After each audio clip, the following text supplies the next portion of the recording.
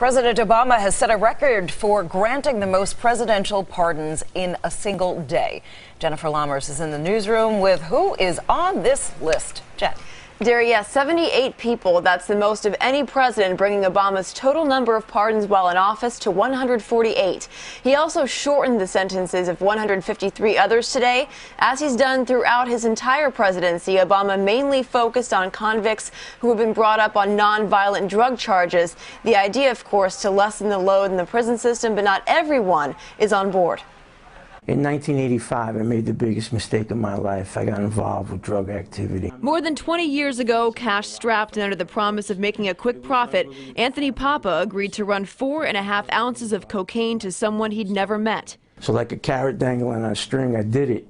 I brought the envelope up. I walked into a police sting operation. 20 cops came out of nowhere.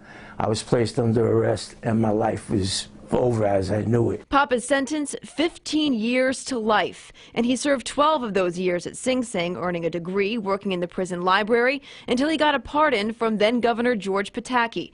Papa is what some have called the human face of an inhumane system, today advocating with the Drug Alliance against mass incarceration. There's 2.2 million people locked up in the United States, over 100,000 in the federal system alone, mostly nonviolent drug offenders. Pointing to a prison boom that began at the height of the drug war, President Obama has accelerated his pardon privileges to rapid-fire speed during his last few months in office.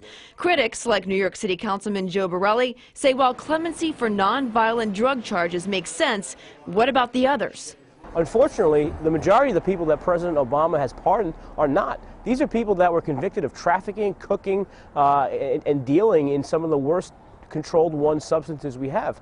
You know, these are the people who are profiteering off horrible controlled substances, and I'm not sure why we would choose now to go soft on them.